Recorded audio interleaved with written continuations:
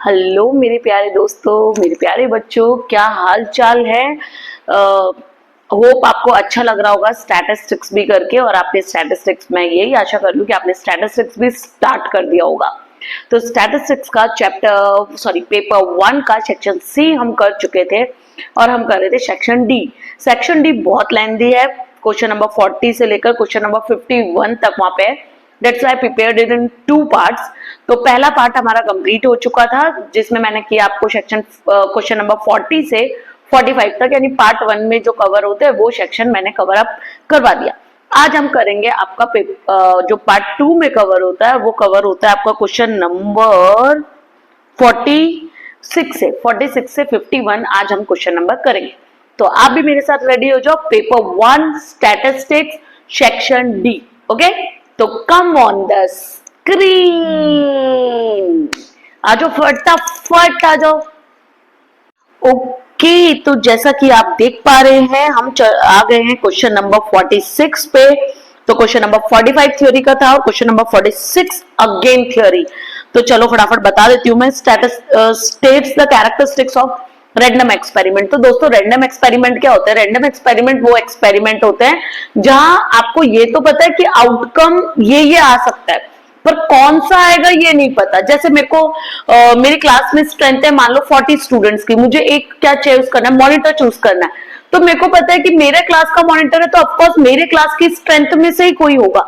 तो मेरे को पता है इन 40 बच्चों की क्लास बच्चों में से ही कोई एक मॉनिटर होगा, लेकिन कौन होगा ये मैं जो एक्सपेरिमेंट करके निकालूंगी। कि मान लो मैंने सब बच्चों को बोला कि आप मेजॉरिटी बेसिस पे मॉनिटर बनाएंगे, तो आप एक चिट लीजिए, एक एक बच्चे का नाम लिखिए सब कि आप किसको मॉनिटर के रूप में देखना चाहते हैं। तो ये कहलाएगा random experiment. When you know the outcome but which will appear, ये आपको पता नहीं हो। जैसे कॉइन उछाला, आपको पता है आउटकम क्या हो सकता है, या तो हेड होगा या टेल होगा, दोनों में से कोई एक ही हो सकता है। तो फिर ये आउटकम को बोलेंगे रैंडम एक्सपेरिमेंट। ओके, तो उसके कैरेक्टरिस्टिक्स आपको बता देती हूँ। देखो मैंने यहाँ पे लिख ही दिया है, पेज नंबर 2 पार्ट 2 में पेज नंबर 3 पे मिल जाएंगे। और पेज नंबर 3 पे आप कुछ देख सकते हैं, कैरेक्टरिस्टिक दे रखा है। Random experiment can be independently repeated होते हैं, एक दूसरे के ऊपर डिपेंड नहीं होते। आप उसको नंबर ऑफ टाइम्स रिपीट कर सकते हो। दूसरा, all possible outcome at random experiment are known, ये मैंने अभी बताया था। All the possible outcomes are known, हमें पता होता है, बट विच आउटकम अपीयर्स वो हमें पता नहीं होता। And the third one is the random experiment result into a certain outcome, because we know all the outcomes but we don't know which will appears. Okay, तो ये 3 आपके दे रखे, लिख लो। पार्ट 2 पेज नंबर 3 मैंने लिख रखा है, आप भी लिख लीजिए, ठीक है। चलो आ जाते हैं क्वेश्चन नंबर किस पे, 47 पे। 47 हम अभी करेंगे। तो if prob of B is 3/5, prob of B दे रखा है 3/5 और prob of A dash intersection B दे रखा है 1/2। ए डैश इंटरसेक्शन बी दे रखा है आपको 1/2 for 2 outcome A and B. Find prob of A oblique B, यानी कंडीशनल प्रोबेबिलिटी है, यानी ए ऑब्लिक बी पूछा है। और दूसरा आपको पूछा है find prob of A dash intersection B dash. तो ये कुछ फॉर्मूलेज आपको दे रखे थे, वहां से आपको देखना पड़ेगा। क्वेश्चन नंबर 47 अभी मैं आपको करवा देती हूँ। चलो आ जाओ क्वेश्चन नंबर 47 पे। 1 मिनट को खाली।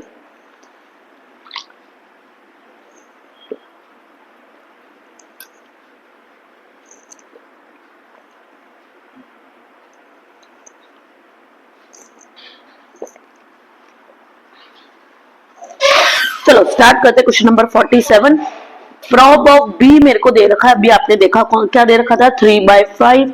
और एक इंफॉर्मेशन देख रखी थी, prob of A dash intersection B dash, B dash था ना, कौन सा क्वेश्चन नंबर है ये रहा। Okay, A dash intersection B, A dash intersection B is equal to दे रखा था 1/2। यहाँ ये इंफॉर्मेशन हमको गिवन है। तो आपको ये इंफॉर्मेशन देखकर पहले बात तो आपको निकालना क्या है वो लिखो। तो आपको निकालना क्या है, देखो प्रॉब ऑफ क्या निकालना है आपको, बी निकालना है।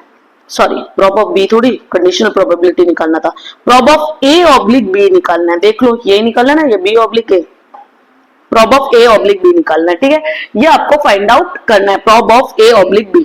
तो उसका फॉर्मूला होता है, अगर आपको याद हो तो, prob of A intersection B upon prob of B, ये फॉर्मूला होता है। अब इसके लिए मुझे क्या चाहिए, इंटरसेक्शन चाहिए। इसके लिए मुझे क्या चाहिए, इंटरसेक्शन चाहिए। तो इंटरसेक्शन के लिए मुझे इस वाले से या इससे और इससे एक फॉर्मूला याद आ रहा है, अगर आपको भी आ रहा हो तो आपको देखना पड़ेगा बच्चों कि कौन सा फॉर्मूला यहां लगेगा। तो प्रॉब ऑफ, आपके पास एक फॉर्मूला था b माइनस ए का, बोलो। तो देखो b माइनस ए का फॉर्मूला याद करने के लिए आप ऐसे याद कर सकते हैं, जो माइनस करे उस पे डैश, बीच में इंटरसेक्शन। तो प्रॉब ऑफ, जो माइनस कौन कर रहा है, ए कर रहा है, जो माइनस करे उस पे डैश, बीच में इंटरसेक्शन। यहां से यहां आने का ये रास्ता है। वापस बताती हूँ, b ऑब्लिक ए लिखा हुआ है, तो आपका उससे नेक्स्ट वाले फॉर्मूले पे जाने का रास्ता है, जो माइनस करे उस पे डैश, बीच में इंटरसेक्शन। यानी अगर ये ऐसे होता, prob of A minus B, तो माइनस कौन कर रहा है, बी कर रहा है, तो मैं लिखती prob of B dash intersection A, या ए इंटरसेक्शन बी डैश, बात तो एक ही हुई। आप इसको ऐसे भी लिख सकते थे, prob of A intersection B dash, जो माइनस करे उस पे डैश और बीच में इंटरसेक्शन, ऐसे याद करो उसको, ठीक है। ये मैंने लिख दिया था ऊपर। अब इससे नेक्स्ट वाले पे जाने का फॉर्मूला होता है आपके पास, इससे जो अकेला हो उसमें से इंटरसेक्शन माइनस। तो यहाँ पे इसमें अकेला कौन है, इस वाले में अकेला कौन है, बी अकेला है, क्योंकि ए के साथ तो डैश है ना। तो इससे नेक्स्ट वाले पे जाने के लिए याद करने की जरूरत है, जो अकेला हो उसमें से इंटरसेक्शन माइनस, इंटरसेक्शन बी, ठीक है। तो पहले स्टेज से, बी माइनस ए स्टेज से नेक्स्ट स्टेज पे जाने का तरीका है, जो माइनस करे उस पे डैश, बीच में इंटरसेक्शन। और नेक्स्ट से थर्ड वाले पे जाने का तरीका है, जो माइनस करे, सॉरी, जो अकेला हो उसमें से इंटरसेक्शन माइनस। ओके, अब याद आया आपको। अब देखो, आपको कुछ ना कुछ दिख रहा होगा कि अब क्या फाइंड आउट कर सकते हैं इस वाले फॉर्मूले से। ये भी है मेरे पास और ये भी है मेरे पास, राइट। ये दोनों इंफॉर्मेशन मेरे पास अवेलेबल है, ये भी है और ये भी है, और इंटरसेक्शन निकालना है तो मैं ये वाला फॉर्मूला लगा सकती हूँ। अंडरस्टूड, चलो लगा लेते हैं। तो पहले वर्किंग नोट आपको बनाना पड़ेगा इसके लिए, तो वर्किंग नोट बनाओ नीचे। तो आपको ये वाला फॉर्मूला लिखना पड़ेगा, prob of A dash intersection B is equal to prob of B, जो अकेला हो उसमें से intersection minus prob of A intersection B. ये ए है, ठीक है। यहां तक कोई दिक्कत है तो बोलो। ओके, अब आपको क्या करना है, अब आपको क्या करना है, या तो फॉर्मूला बना लो या जो दे रखा है वो लिख लो।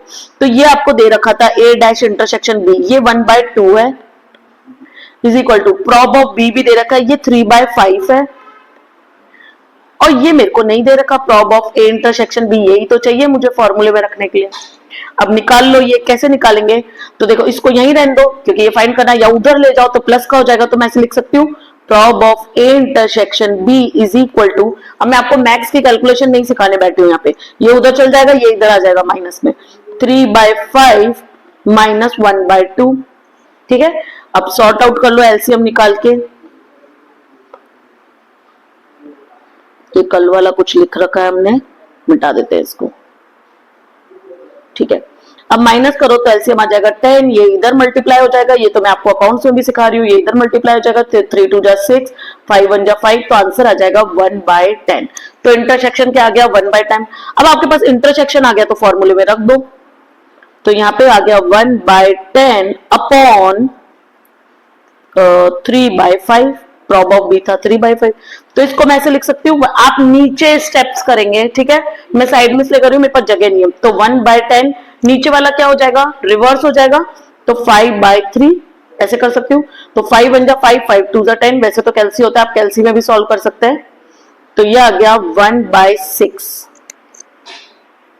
तो एक आंसर आपके पास आ चुका है, कितना, 1/6 इंटरसेक्शन बी, ठीक है।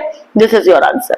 दूसरा क्या पूछा था आपसे, और क्या पूछा था, एक और पूछा है, prob of A dash union B dash. ये चैप्टर टफ नहीं है, खाली आपको दिमाग लगाना है। चलो नेक्स्ट करते हैं। दूसरा आपसे पूछा है, prob of A dash union B dash, ठीक है। तो दोनों पे डैश हो तो बार डैश और यूनियन का क्या हो जाएगा, इंटरसेक्शन। ये भी फॉर्मूला है, याद करना है। तो कैसे याद करना है, इससे नेक्स्ट पे जाने के लिए दोनों में डैश हो तो बार डैश और यूनियन का इंटरसेक्शन। तो इसका नेक्स्ट था prob of A intersection B dash. ठीक है, अब आपको इसको देख के कुछ याद आ रहा होगा, ऐसा वाला याद आ रहा होगा। देखो ये तो मैं याद करने के लिए बता रही हूँ आपको। प्रॉब ऑफ ए डैश होता था तो याद आया, कुछ हम कर सकते थे। तो 1 माइनस से प्रॉब में से प्रॉब ऑफ ए माइनस कर दो तो ए डैश बच जाता था। एक में से प्रॉब ऑफ ए माइनस कर देंगे तो ए डैश, तो इसको प्रॉब ऑफ ए डैश ही मान लो। तो मैं इसकी जगह ऐसे लिख सकती हूँ, देखो 1 में से ये पूरा माइनस कर दूं, ए इंटरसेक्शन बी। 1 में से prob of A intersection B dash minus कर दूं, ठीक है।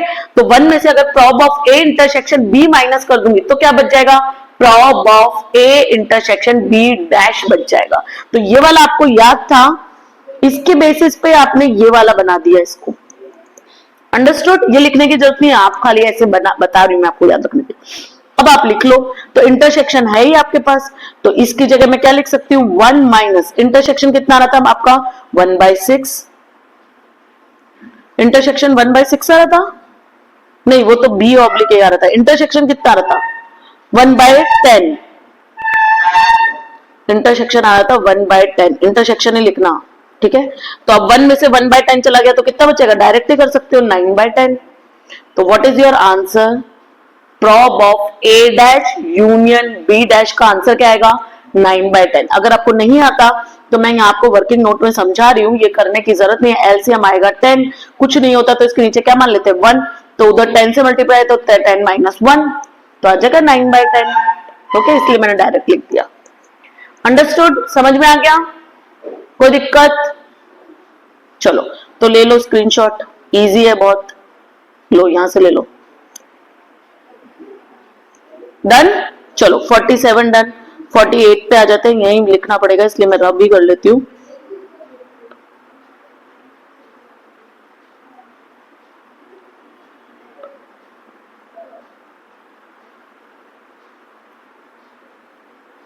चलो 48 पढ़ो फटाफट। 48 क्या दिया है, कौन से चैप्टर का है बोलो। चलो question number 48। One number is randomly selected from the natural number 1 to 100. Natural number मतलब 1 2 3 4 5 6 ये सब natural number है, 1 to 100. Find the probability that, देखो क्या बोला है, that the number selected is either a single digit number और बोला है। तो और का मतलब मेरे को ये पता चल गया कि मेरे को क्या फाइंड करना है, यूनियन फाइंड करना है। तो इसको अगर मैं ए बोल देती हूँ, ए इवेंट, तो प्रॉब ऑफ ए यूनियन और इसको बी बोल दो तो मेरे को ए यूनियन बी फाइंड करना है, ठीक है। तो सिंगल डिजिट को मैंने इवेंट ए बोल दिया और परफेक्ट स्क्वायर को मैंने इवेंट बी बोल दिया। और मतलब होता है यूनियन फाइंड करना, एंड मतलब होता है इंटरसेक्शन, एंड मतलब दोनों में होना चाहिए। तो इंटरसेक्शन का मतलब क्या होता है, कॉमन, यानी जो दोनों में होना चाहिए। तो इंटरसेक्शन कब निकालते हैं, जब एंड हो और यानी इसमें होगा तो भी चलेगा और इसमें होगा तो भी चलेगा। तो उस केस में हम क्या फाइंड करते हैं, यूनियन फाइंड करते हैं। अगर आपको किसी ने नहीं बताया तो आप मार्क आउट करो यूनियन, और पूछा है तो यूनियन निकालेंगे, एंड पूछा है तो इंटरसेक्शन पूछा। रीजन सुन लो, देखो यूनियन का मतलब होता है ए में होगा तो भी चलेगा, बी में होगा तो भी चलेगा। तो और मतलब भी तो यही होता है, कोई दोनों में से कोई भी आ जाओ और, ठीक है, ये भी और ये भी। इंटरसेक्शन का मतलब होता है कॉमन, यानी ए में भी होना चाहिए और बी में भी होना चाहिए। तो एंड का मतलब भी क्या होता है, यानी ये भी चाहिए एंड ये भी चाहिए। Ram and Sita is going for play, तो राम भी जा रहा है और सीता भी जा रही है, तो दोनों, ठीक है। तो दोनों के केस में हम इंटरसेक्शन फाइंड आउट करते हैं। यहाँ पे आपको क्या फाइंड करना है, यूनियन फाइंड करना है। अब जैसे मुझे पता चला यूनियन फाइंड करना है तो मैं एक बार क्वेश्चन नंबर लिख लूं, तो मेरे को पता चल गया प्रॉब ऑफ, फॉर्मूला लिख लेती हूँ, prob of A union B का फॉर्मूला क्या होता है, prob of A plus prob of B minus, common वाले माइनस कर दो, ए इंटरसेक्शन बी। ये फॉर्मूला आपको याद होगा। अब ए किसको माना आपने, तो पहले बात करते हैं, let the a is equal to single digit number. Okay, आप बोल दो किसको मान रहे हो, सिंगल डिजिट नंबर। तो सिंगल डिजिट नंबर हमारे पास कितने होते हैं? 9 होते हैं। 9 नेचुरल नंबर में से सिंगल डिजिट कौन से होते हैं? 9 होते हैं। तो m कितना हो गया मेरा? प्रॉब ऑफ a कितना हो जाएगा? टोटल 100 है। टोटल डिजिट्स कितने हैं? यहाँ पे लिख लो टोटल डिजिट्स कितने हैं आपके, टोटल n कितने हैं आपके पास, टोटल नंबर्स कितने हैं? 100, 1 to 100 में 100 नंबर। तो m upon n favourable outcome कितना हुआ? सिंगल डिजिट यानी 9, तो 9/100। ओके, अब b किसको मान लो? Let b is equal to natural numbers, नहीं नेचुरल थोड़ी, क्या पूछा था? Perfect square, sorry perfect square. अब परफेक्ट स्क्वायर कौन कौन से होते हैं मैं लिख रही हूं यहाँ पे, पर आपको नहीं लिखना है, मैं खाली आपको बताने के लिए लिख रही हूँ। परफेक्ट स्क्वायर कौन कौन से हो सकते हैं? 1 to 100 में तो 1 का 1, 2 का 4, 2 2 जा 4, 3 3 जा 9, 4 4 जा 16, 5 5 जा 25, बोलो 6 6 जा 36, 7 7 जा 49, फिर 7 हो गया, 8 8 जा 64, 9 9 जा 81 और 10 10 जा 100। बस 100 तक नेचुरल नंबर में पूछा था। तो कितने नंबर है ये? 1 2 3 4 5 6 7 8 9 10। तो परफेक्ट स्क्वायर कितने होते हैं? 10 होते हैं। तो m इज इक्वल टू क्या हो गया मेरे पास? फेवरेबल आउटकम कितना हो गया? 10। ओके, तो प्रॉब ऑफ b क्या लिख सकती हूं मैं? 10/100। तो एक minute, therefore prob of b is equal to m upon n। Okay, ये आपको नहीं लिखना है, ये आपको नहीं लिखना है, ये मैंने आपको समझाने के लिए लिखा है ना, ये वाला, ये समझाने के लिए लिखा है। ओके, चलो अब ये प्रॉब ऑफ ए भी मिल गया, बी भी मिल गया। अब क्या चाहिए आपको? कॉमन चाहिए। तो सिंगल डिजिट नंबर भी यहां लिख लो। सिंगल डिजिट नंबर कितने होते हैं? 1 2 3 4 5, 1 1 2 3 4 5 6 7 8 9 11 12 13 9, ये इतने हो गए। ठीक है, तो 9 हो गए थे। अब इसमें से कॉमन कितने हैं? तो देखो 1 कॉमन है, 4 कॉमन है, देखो 1 कॉमन है दोनों में, 4 कॉमन है दोनों में, एंड 9 कॉमन है। कितने कॉमन हो गए? 3। तो इंटरसेक्शन निकाल दो। तो prob of A intersection B क्या हो जाएगा? 3 नंबर्स, तो 3/100 लिख सकते हो। अब फॉर्मूले में रख दो। तो prob of A union B is equal to prob of A, वापस लिख लो formula, plus prob of B minus prob of A intersection B. Prob of A कितना है आपका? 9/100। प्रॉब ऑफ बी कितना है आपका? 10/100। और इंटरसेक्शन कितना है? 3/100। अब देखो नीचे डिनोमिनेटर सबके इक्वल है। अगर डिनोमिनेटर सबके इक्वल है तो आपको माथापोड़ी करने की जरूरत नहीं है, ऊपर वाले प्लस माइनस कर दो। तो 10 + 9 इज 19, 19 में से 3 माइनस कर दो, 19 में से 3 माइनस कर दो, डायरेक्ट आ जाएगा।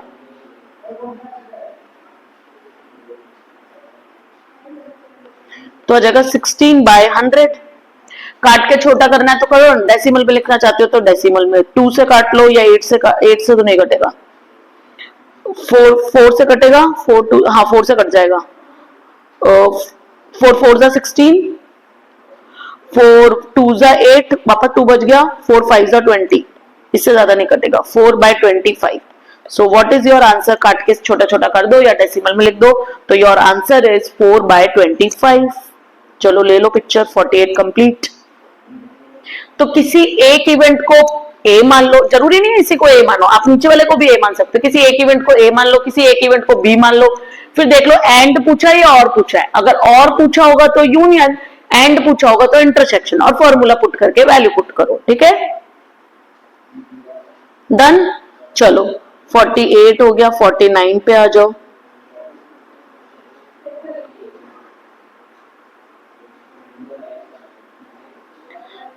ये हाँ, प्रोबेबिलिटी चैप्टर थोड़ा सा टफ है, पर अगर आपने किसी अच्छे टीचर से सीखा होगा तो इतना टफ भी नहीं है। और अगर आपको कुछ नहीं आता तो एटलीस्ट 1.1 आप कर लीजिए, और लास्ट वाली 1.5 आप कर लीजिए, उनमें से आता है क्वेश्चन, और वो ज्यादा टफ भी नहीं है, वो आराम से कर सकते हैं। चलो next, the mean and variance of a binomial distribution. तो बाइनोमियल डिस्ट्रीब्यूशन देखकर ही मुझे याद आ गया कि मीन होता है एनपी और वेरियंस होता है एनपीक्यू। बायनॉमियल डिस्ट्रीब्यूशन का, ठीक है। तो मीन दे रखा है 2, तो एनपी इज इक्वल टू 2 बोल सकती हूँ, और NP Q is equal to 6.5 दे रखा है। Find the P2 of a binomial distribution, ठीक है। चलो स्टार्ट करते हैं क्वेश्चन नंबर 49। चलो, तो मीन क्या होता है आपका? मीन इज इक्वल टू होता है एनपी और इज इक्वल टू दे रखा है आपको 2, ठीक है। और वेरियंस होता है आपका एनपी क्यू, और वो इज इक्वल टू दे रखा है, कितना दे रखा है देखो फटाफट, 6/5, 6/5, ओके। तो इस फॉर्मूले से एक तो क्यू भी निकल सकता है, और फिर क्यू निकलेगा तो पी निकल जाएगा, और पी निकलेगा तो एन निकल जाएगा, ठीक है। तो देखो वेरिएंस के फॉर्मूला यूज करूं तो मैं एनपी की जगह क्या रख दूंगी? 2 रख दूंगी। तो मैं ऐसे लिख सकती हूँ 2q, therefore 2q is equal to 6/5। देखो एनपी की जगह मैंने क्या लिख दिया? 2 लिख दिया, है ना। ध्यान से समझो, ये एनपी की जगह मैंने क्या लिख दिया? ये लिख दिया 2, क्यू ऐसे कैसे रख दिया? इज इक्वल टू 6.5 बना दिया, ठीक है। अब क्यू की वैल्यू निकाल लो, तो क्यू इज इक्वल टू, ये मल्टीप्लाई में इधर आएगा तो डिवाइड में हो जाएगा, तो 6/5 इंटू डिवाइड में जाना चाहिए तो 1/2, ऐसे डिवाइड में हो गया, ठीक है। सॉर्ट आउट कर लो तो आपका, या तो ये काट लो, 2 1 2, 2 3 6, तो आ गया 3/5। 5 ढंग से लिखूं, आप भूल जाओगे वरना 5। अगर आपका Q 3/5 है तो P क्या हो जाएगा? P is equal to 1 minus Q, ये तो पता ही है बायनॉमियल डिस्ट्रीब्यूशन में, तो 1 माइनस 3/5, तो P क्या आ जाएगा आपका? 2/5। अंडरस्टूड। अब P आ गया, Q आ गया, तो यहां पे रख दो या तो मीन में, तो P आपका कितना आ रहा है? तो देयरफॉर NP कितना था मेरा? NP इज इक्वल टू 2 था, तो P की वैल्यू मेरे पास है, तो N 2/5 इज इक्वल टू 2, तो 2 इधर आएगा तो 2 से 2 चला जाएगा, ये इधर चला जाएगा, तो N is equal to 2 into 5/2, ये 2 से 2 कट गया, तो N इज इक्वल टू कितना आ गया मेरा? 5। तो N भी मिल गया आपको, Q P मिल गया आपको, और Q मिल गया आपको, 3 वैल्यूज तो मिल गई, ठीक है। अब आपको पूछा क्या था? अब आपको पूछा क्या है?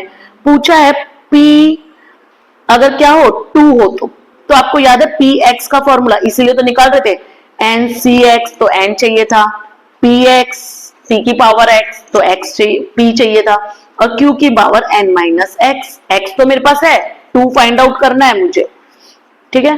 तो n कितना आ गया, इसलिए तो ये सब फाइंड आउट किया। n कितना है आपका? 5, तो 5c, x कितना है? 2, p डायरेक्ट वैल्यू लिखो ना, p क्यों लिख रहे हो? P की वैल्यू कितनी आई मेरे पास? 2.5, 2/5 की पावर x कितना है मेरा? 2, और Q आया 3/5 की पावर, डायरेक्ट वैल्यू रखो, n कितना है? 5 माइनस 2, तो 3 लिख सकते हो आप। अब 5c2 सॉल्व कर लो, अगर आपको नहीं आता तो मैं बता देती हूँ। 5 फैक्टोरियल ऊपर आएगा, नीचे आएगा 5 माइनस 2 फैक्टोरियल और 2 फैक्टोरियल, ओके। इसको सॉर्ट आउट करोगे तो आपका आ जाएगा एंड 5c2 का ये सॉल्यूशन है। ये लिखना नहीं है एग्जाम में, मैं खाली आपको बता रही हूँ, 11th में अगर आपने पढ़ा हो तो यहाँ पे 10 आ जाएगा। कैसे आएगा? यहाँ पे 3 फैक्टोरियल आएगा, यहाँ पे ये कट के 4 इंटू 3 फैक्टोरियल सॉल्व करूंगी, तो ये 3 फैक्टोरियल से ये 3 फैक्टोरियल कट गया, 2 फैक्टोरियल तो 2 ही होता है, 2 2 जा 4, 5 2 जा 10, ठीक है। 10 आ गया, 5c2 10 आता है। अब 2/5 इंटू 2/5 कितना आ रहा है? तो इंटू मैं क्या लिख दूंगी, 2 2 जा 4, 5 5 जा 25, और उसका 3 पावर है, तो 3/5 इंटू 3, ये रफ कर रही हूं, ये आपको वर्किंग नोट में करने की जरूरत नहीं है, ये रफ है, ये पूरा रफ है, ठीक है। ये रफ पोर्शन है आपका, सॉर्ट आउट कर लो इसको। 3 3 जा 9, 9 3 जा 27, 3 जा 9, 9 3 जा 27, और 5 5 5 जा 25, 25 इंटू 5 करेंगे तो 125, तो आ गया 27 डिवाइडेड बाय 125। अब मेरे को कुछ कटता हुआ तो दिख नहीं रहा है, तो मैं एक काम करती हूँ, वैसे भी कैंसी है तो मल्टीप्लाई करके लिख दो ना, हमको क्यों इतना दिमाग लगाना है। आंसर डेसिमल में भी लिख सकते हो आप, 3 4 5 6, ओके। या ऊपर नीचे 5 से काटते जाना जब तक नहीं आ जाए। तो आपको 5 से काटना हो तो मैं आपको दूसरे पेन से काट के दिखाती हूँ। 5 2 जा 10, 5 1 जा 5, 5 6 7 8, 5 6 जा 30, 5 6 जा 30, 1 बच गया, 5 2 जा 10, 2 बच गया, 5 5 जा 25। तो your answer is either 216 divided by 625। अब नहीं कटेगा, 3 से कटेगा क्या, 3 7 जा 20, नीचे वाला कटेगा क्या, 3 2 जा 6, नहीं कटेगा, 3 7 जा 21, 3 8 जा 24, नहीं कटेगा, बस इतना ही कटेगा।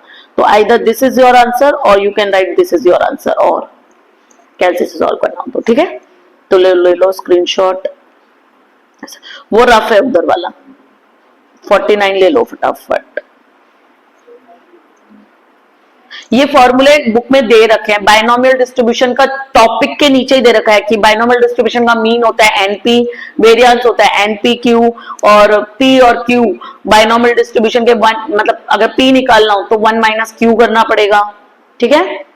डन, चलो 49 हो गया है। अब हम कर लेते हैं 50, क्वेश्चन नंबर, चलो 51 तक है, हमारी टारगेट कहां तक है, 51 तक। अभी हम 2 क्वेश्चन और पीछे हैं।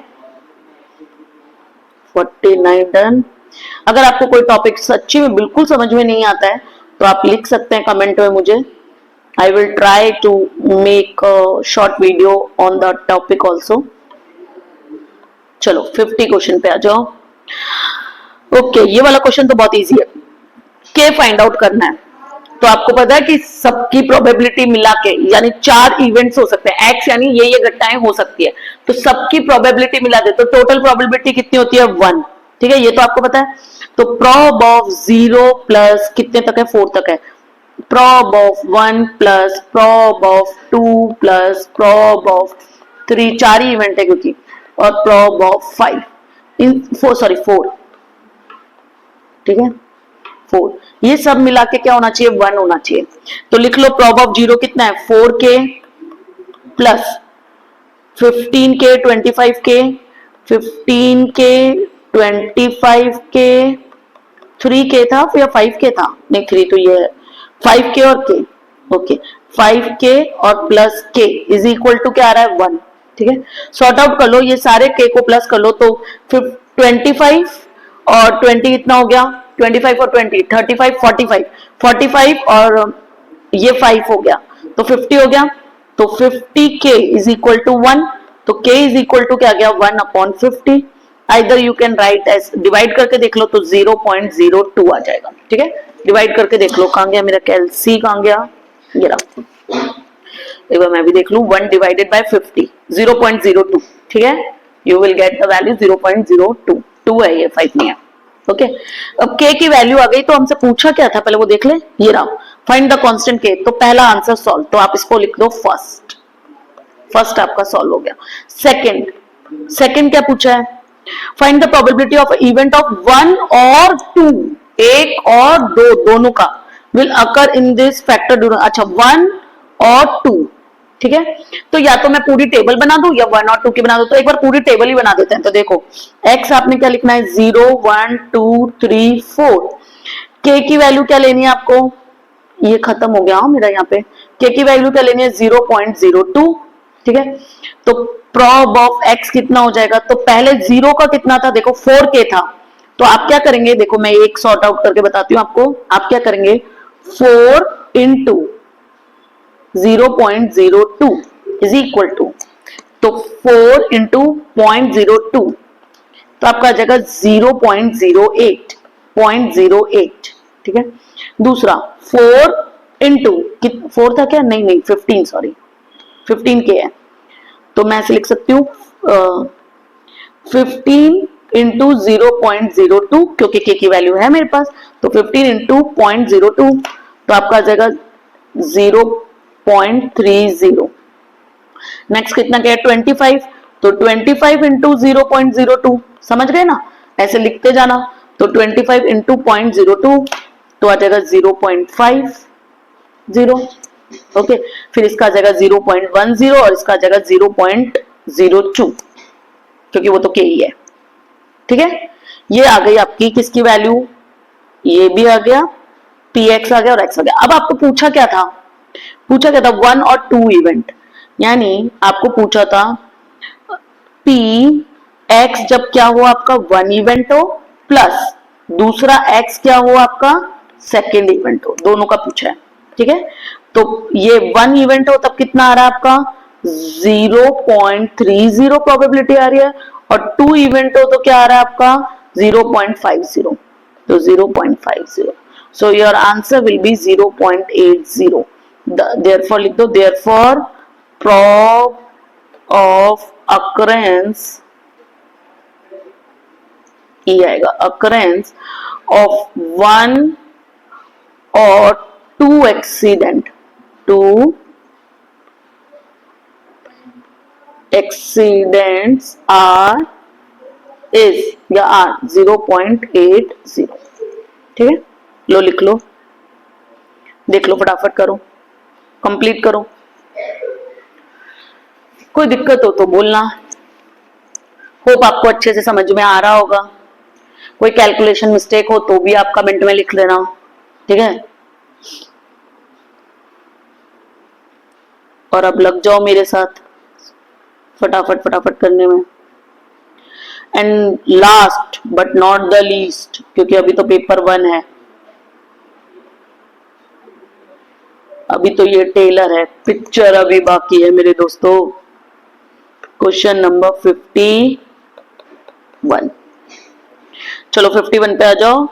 ओके, डिफरेंशिएशन का है, डेरिवेटिव्स का है, या आपको चलो क्या दे रखा है, fx दे रखा है आपको कितना कितना x स्क्वायर 3x और 4 की पावर 7, वेरी गुड। x कितना है, x 2, ओके, x स्क्वायर बोला था, हाँ, x square plus 3x plus 4 की पावर 7, और आपको फाइंड क्या करना है, f dash x, derivative find करना है, ठीक है, ये फाइंड करना है। तो आपको ये देख के कुछ याद आ रहा होगा कि जब पूरे की पावर एक साथ हो तो उसको u मान लो, याद आया। तो आप इसको कैसे कर सकते हैं, देखो ये दे रखा है, तो हम दे देते हैं लेट, पहले let u is equal to x square plus 3x plus 4, okay. तो मैं अब इसको ऐसे लिख सकती हूं, तो fx therefore fx is equal to u की पावर 7 लिख सकती हूँ।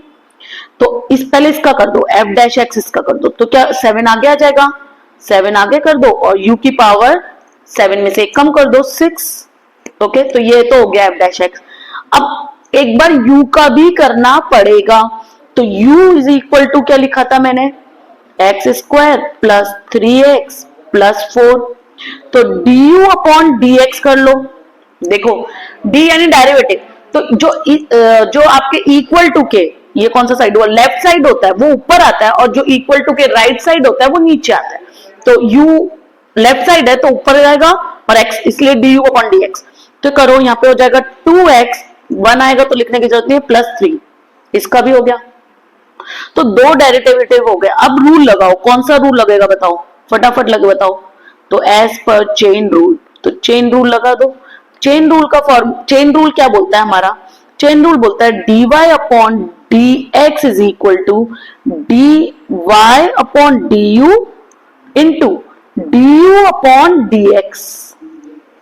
अब ये dy अपॉन dx, आप ये dy अपॉन du, आप यही आपका है ना, जो fx f डैश x है, ठीक है।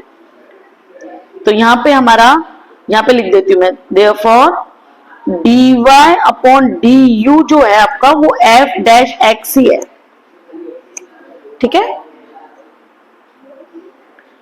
नहीं लिखोगे तो भी चलेगा, तो समझ जाएंगे टीचर। चलो अब पुटिंग द वैल्यू ऑफ, अब एज पर द फॉर्मूला लिख दो। तो dy अपॉन du क्या आ रहा है आपका 7u 6, और du अपॉन dx कितना आ रहा है इनटू में, तो मैं ब्रैकेट कर देती हूँ 2x प्लस 3। एज पर चेन रूल आ गया, लगाना पड़ेगा, रूल के बिना सॉर्ट आउट नहीं होगा, वहां तक क्वेश्चन नहीं सॉर्ट हुआ, अभी भी नहीं सॉर्ट हुआ। नाउ अभी u तो था ही नहीं ना, तो पुटिंग द वैल्यू, आपने माना था u, तो वापस u की जगह u की वैल्यू रखो, putting the value of u, ठीक है। अब u की वैल्यू रखो तो आ जाएगा 7, u की जगह आपने क्या माना था 7, जो फॉर्म क्वेश्चन था हमारा, उसकी जगह क्या माना था x square plus 3x, 7 x square plus 3x plus 4, यही माना था u को, ये सब मिटा देना, ठीक है, ये माना था u को, की पावर 6, और वो ऐसे कैसे रह जाएगा 2x प्लस 3। बोलो कोई दिक्कत? तो आप इसको लिख देना f डैश x। ओके, तो 3 रूल आपको दे रखे थे, डिवीजन वाले, मल्टीप्लाई वाले, और एक जिसका कोई नहीं होता उसके लिए कौन सा रूल था, चेन रूल। तो यहाँ पे चेन रूल लगेगा, ठीक है, ले लो 51 का भी स्क्रीनशॉट।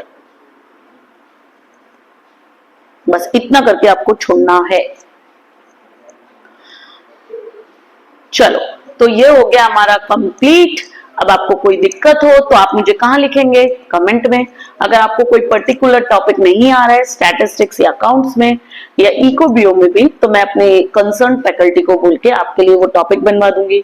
पर मैं क्या चाहती हूँ कि आप पढ़ते रहिए और साथ में लाइक कमेंट शेयर करते रहिए। ओके, तो एक शेयर और एक लाइक तो बनता है दोस्तों। ओके, तो do your question, start preparing for exams. दिन में, एक दिन में कम से कम 8-8 घंटे पढ़ना है। Start doing your work. Okay, bye, have a nice day.